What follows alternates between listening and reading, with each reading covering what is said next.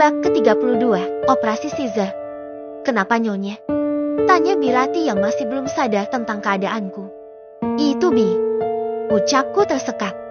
Aku menunjukkan air yang berada di bawah tubuhku. Loh, Nyonya ngompol? Bukan Bi, kalau ngompol saya bisa kendalikan. Ini nggak bisa. Airnya keluar begitu saja. Aku yang masih belum paham menjelaskannya pada Birati. Bukan ngompol berarti. Huaa, Nyonya pecah ketuban. Birati justru berteriak histeris dan mondar-mandir di depanku. Bibi, jangan di sini aja. Cepat panggil Tuan. Aku sebenarnya panik, tapi aku berusaha untuk tetap tenang. Birati akhirnya keluar kamarku dengan berlari. Baju yang tadi sedianya akan dibawa keluar malah dilempar ke sembarang tempat.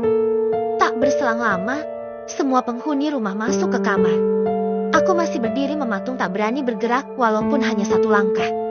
Aku takut kalau bergerak air yang keluar akan tambah banyak. Dinda. Suamiku terlihat panik dan memegang lenganku. Kata Birati air ketubanku pecah. Ucapku sambil melihat ke arah cairan yang berada di bawah tubuhku. Adikku mau lahir. Bener ya? Tanya Mbak Nisa. Fa, kandungan kamu itu masih belum 9 bulan. Belum waktunya lahiran kok sudah pecah ketuban. Tanya ibu panik. Kenapa bisa pecah ya? Diapain sama kamu, Fa? Ini lagi Rista malah tanya diapain? Mana aku tahu jawabannya. Kalian malah sibuk tanya. Ayo bawa Seva ke rumah sakit.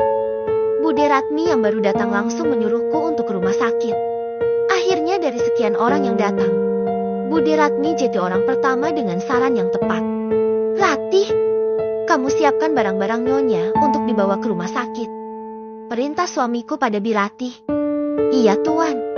Segera Birati membuka lemari dan mengeluarkan baju yang akan dibawa. Nisa, bilang sama Agus untuk siapkan mobil sekarang. Iya, ya. Nisa ikut ke rumah sakit ya. Pinta Mbak Nisa. Ayo Pak, kita siap-siap juga ke rumah sakit. Ibu menggandeng tangan Bapak kemudian keluar dari kamarku. Rizka juga ikut. Mereka semua akhirnya keluar dari kamarku, hanya tinggal Birati yang masih menyiapkan bajuku di kamar. Dinda, ayo Kanda bantu ganti bajunya. Bajunya basah itu kan?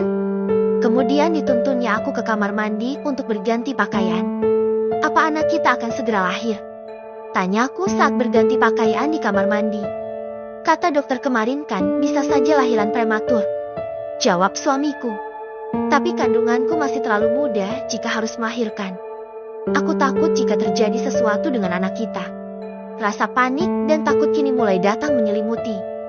Jangan berpikiran negatif, harus yakin anak kita anak yang kuat. Suamiku berusaha menenangkanku walaupun dapat aku lihat rasa panik di wajahnya. Aku kemudian keluar dari kamar mandi bersama suamiku. Kondisi kamar sudah sepi, mungkin Birati sudah di luar menunggu. Pikirku, sudah tidak ada barang yang ketinggalan lagi kan? Tanya suamiku. Sudah kayaknya, tinggal berangkat. Aku melihat sekeliling kamar memang sudah tidak ada barang lagi yang ketinggalan.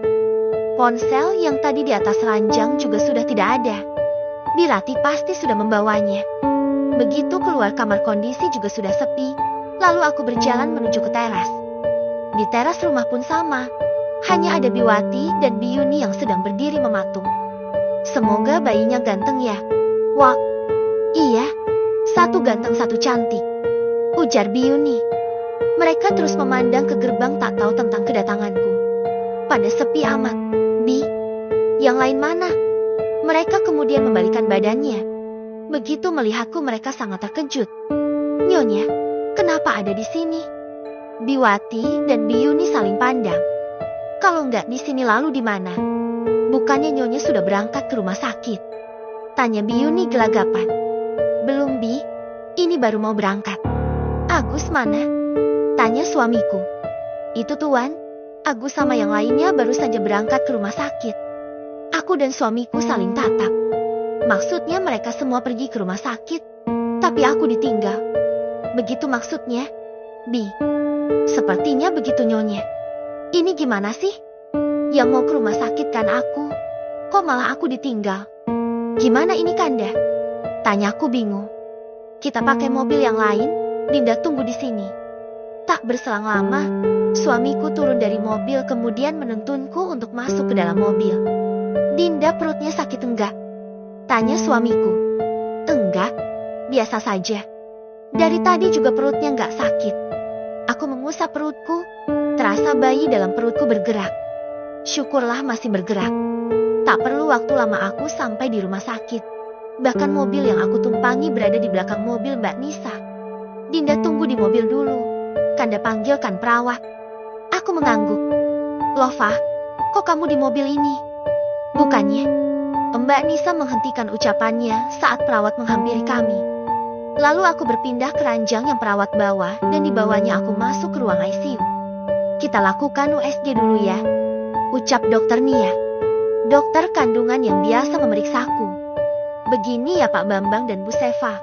Usia kehamilan Bu Seva belum cukup umur. Paru-parunya belum siap jika harus dilahirkan sekarang. Terus harus bagaimana dok? Nanti akan dilakukan suntik pematangan paru-paru terlebih dahulu agar bayi siap dilahirkan. Tapi air ketubanku sudah pecah. Dok, sanggahku. Tidak apa-apa, ini masih aman. Bu Seva juga tidak kontraksi. Maaf Bu Seva. Bu Seva sepertinya tidak bisa melahirkan secara normal, harus operasi caesar. Aku terperanjat mendengar ucapan dokter Nia. Kenapa dok? Tanyaku penasaran. Layaknya seorang ibu, aku pun ingin merasakan yang benar-benar melahirkan secara normal. Letak bayinya melintang Bu. Jeti tidak bisa jika harus dilahirkan secara normal. Rasanya ada kepingan dari bagian tubuhku yang hilang. Aku merasa tidak sempurna, tidak menjadi wanita yang seutuhnya. Nanti Bu Seva bisa pindah ke ruang perawatan. Selama seminggu nanti Bu Seva harus dirawat di sini. Akan terus dipantau keadaan bayi dan juga keadaan Bu Seva sendiri. Kapan bayinya akan dilahirkan? Dok, kalau nanti paru-parunya sudah siap dan usia kandungan Bu Seva sudah cukup bulan. Kita terus pantau nanti Pak. Semoga seminggu ke depan membaik. Apa sekarang sudah bisa booking 1 lantai? Tanya suamiku. Tentu saja bisa Pak, jawab dokter Nia. Nanti perawat akan memindahkan Bu Seva. Kalau begitu saya permisi dulu Pak, Bu. Dokter Nia kemudian meninggalkan ruangan berganti dengan perawat yang masuk dan memasang selang infus pada tanganku. Bagaimana Fah? Apa kata dokter? Tanya ibu yang baru masuk ke ruangan. Iya Fah, apa adikku mau dilahirkan sekarang? Mbak Nisa yang berada di belakang ibu juga langsung menanyakan keadaanku. Aku pun lantas menerangkan sesuai apa yang dikatakan oleh dokter. Tak berselang lama perawat membawaku ke dalam ruang perawatan. Nyonya, Birati langsung masukkan baju ke lemari ya, ucap Birati yang mengikutiku ke ruang perawatan. Iya, Bi, ngomong-ngomong, kenapa tadi Seva ditinggal? Itu semua gara-gara Agus. Saat Bibi masuk mobil, Agus langsung berangkat.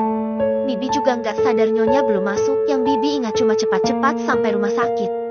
Kok nyalahin Agus? Kan waktu Birati masuk, Birati langsung bilang buat cepat-cepat jalan. Agus kan panik waktu dibilang Nona Bos mau lahiran. Ya udah Agus langsung tancap gas, nggak taunya Nyonya belum masuk. Tahu tuh, aku aja langsung ngikutin mobil depan, nggak taunya malah ke rumah sakit pasiennya ketinggalan. Mbak Nisa juga ternyata nggak tahu kalau aku ternyata belum masuk ke mobil. Malam hari dimulai suntik pematangan paru-paru, efeknya membuat badanku jadi terasa nggak enak. Selalu berkeringat dan terasa gatal. Kenapa, Fah? Kok gelisah? Mbak Nisa yang sedang bermain ponsel di sampingku sadar dengan aku yang dari tadi gelisah. Enggak apa-apa, Mbak. Enggak nyaman rasanya. Mungkin efek dari suntikan. Tadi dokter bilangnya seperti itu. Oh, apa perlu aku bangunin ayah? Tanya Mbak Nisa. Tadi memang aku menyuruh suamiku untuk istirahat terlebih dahulu. Kasihan kayaknya kelelahan. Enggak usah Mbak. Seva enggak apa-apa kok. Berarti bentar lagi adikku lahir ya, Fah? Tanya Mbak Nisa. Iya Mbak. Tapi sayangnya Seva enggak bisa lahiran normal. Jawabku senduh. Loh, kenapa? Ponsel yang tadinya berada di tangannya kemudian dia letakkan di atas ranjang. Kata dokter posisi bayiku melintang, jadi nggak bisa lahiran normal. Padahal aku sangat berharap bisa merasakan bagaimana rasanya melahirkan secara normal. Fah, andaikan kamu tahu rasanya jadi aku. Wanita yang sangat tidak sempurna. Wanita yang seharusnya bisa menjadi ibu, tapi pada kenyataannya aku sama sekali nggak bisa.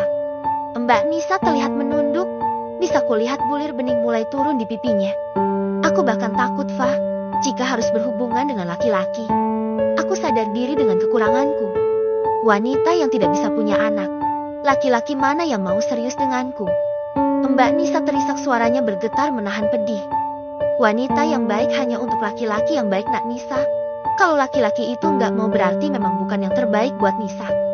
Barangkali Tuhan sedang menyiapkan jodoh terbaik buat Nisa. Ibu yang tadi mendengar ucapan Mbak Nisa memeluk Mbak Nisa dari belakang. Ibu. Akhirnya Mbak Nisa menumpahkan kesedihannya di pelukan ibu. Aku jadi berpikir apa mungkin ini alasan Mbak Nisa belum menikah sampai sekarang. Usia Mbak Nisa itu sudah 30 tahun. Usia yang sudah pantas untuk berumah tangga. Permisi Bu Seva. Kita cek detak jantung bayinya dulu ya.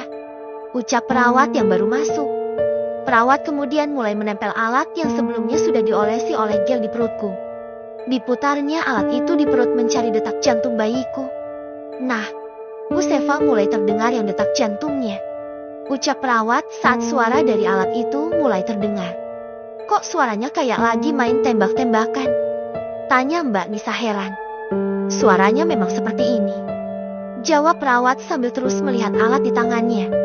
Detak jantungnya normal ya Bu. Yang satu juga. Perawat kemudian berpamitan dan meninggalkan ruanganku. Fah, kalau dengar detak jantungnya kayaknya adikku nanti laki-laki deh. Cetus Mbak Nisa. Mbak Nisa, sini deh tangannya. Mbak Nisa kemudian mengulurkan tangan kanannya padaku, kemudian aku meletakkan tangan Mbak Nisa pada perutku. Mbak Nisa terdiam. Dia menutup mulutnya dengan tangan kirinya. Tangan kanannya terus berada di perutku merasakan gerakan dari bayiku. Makasih, Fa. Walaupun hanya merasakan gerakan di tanganku, tapi itu sangat berarti. Andaikan gerakan itu ada di perutku, aku pasti akan lebih bahagia. Ucapan Mbak Nisa seolah menamparku. Aku seharusnya bahagia walaupun harus melahirkan secara caesar. Bayangkan jeti Mbak Nisa yang sama sekali tidak bisa merasakan melahirkan secara normal ataupun caesar. Sedangkan aku sekalinya hamil langsung diberi kepercayaan. Dua sekaligus. Fa, aku mau jenguk kamu. Mau dibawain apa? Pesan dari Rizka saat hari keempat di rumah sakit. Pengen bakso yang biasa kita makan dulu. Oke, ada siapa aja di situ biar sekalian aku beliin. Sama Kanda dan Birati, Mbak Nisa lagi ke kantor. Meluncur. 1 jam kemudian Rizka benar-benar datang dengan membawa kantong plastik berisi bakso. Rizka kemudian menyerahkan bungkusan bakso itu pada Birati untuk dipindahkan ke mangkuk. Nyonya, ini baksonya. Bibi suapin ya. Nggak usah Bi. Seva bisa makan sendiri. Bibi makan aja baksonya, nanti keburu dingin. Bibi kemudian meletakkan bakso pada meja khusus untuk pasien makan. Bibi dibeliin juga. Bi, biarpun Bibi selalu jahat sama Rizka, nggak mau angkat Rizka sebagai anak, tapi Rizka selalu ingat sama Bibi. Kurang baik apa coba Rizka?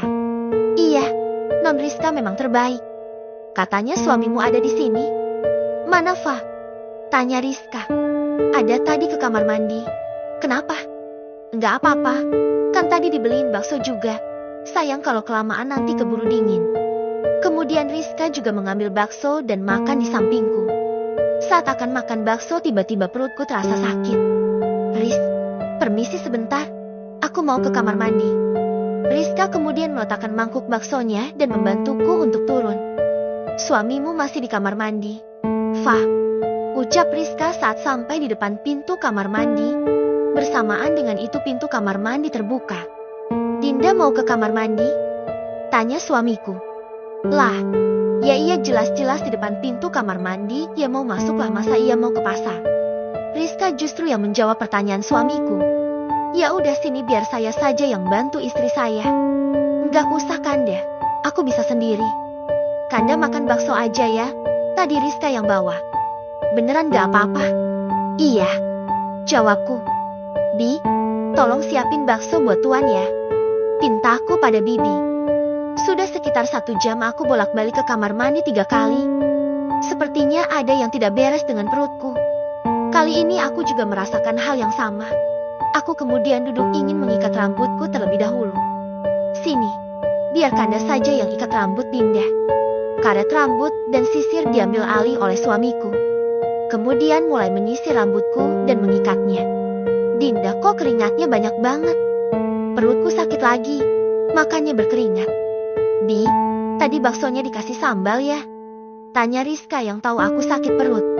Enggak kok, beneran. Kalau nggak percaya itu, plastik sambalnya masih utuh.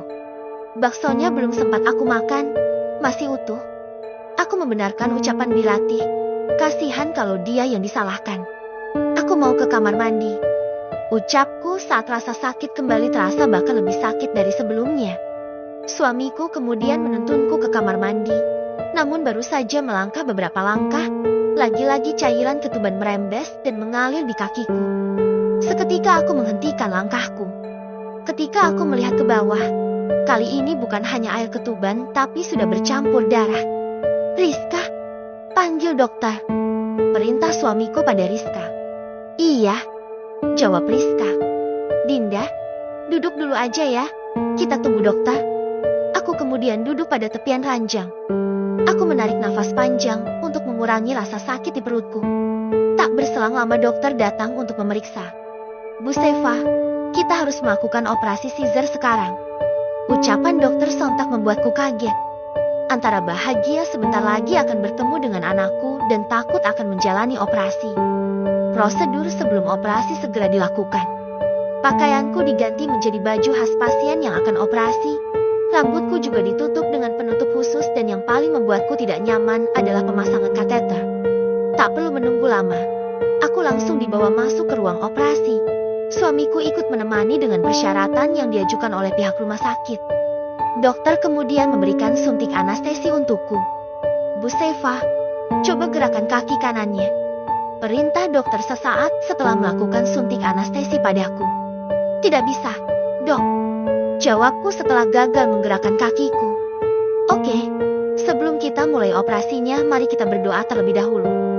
Lepas berdoa mulailah terdengar suara seperti gunting yang saling beradu. Suamiku duduk di samping kepalaku. Sepanjang operasi dia selalu menguatkanku. Tak perlu menunggu waktu lama, terdengar suara tangisan bayi. Ada perasaan lega mendengar suara tangisan bayi yang bagiku terdengar sangat merdu. Selamat Bu Seva, bayinya sudah lahir dengan selamat. Bayinya cantik seperti ibunya. Bayi yang satu tunggu sebentar ya. Dokter kemudian meletakkan bayiku di atas dadaku. Bayi perempuan dengan hidung minimalis sepertiku. Tanpa aku sadari, bulir bening sudah mengalir di pipiku ketika untuk pertama kalinya kulit anakku bersentuhan dengan kulitku. Suamiku terlihat sama sepertiku. Dia menangis haru. Tak henti dia mencium keningku. Terima kasih Dinda. Anak kita sangat cantik, sama seperti Dinda. Saya bersihkan dulu bayinya ya, Bu. Ucap dokter kemudian mengambil lagi bayiku.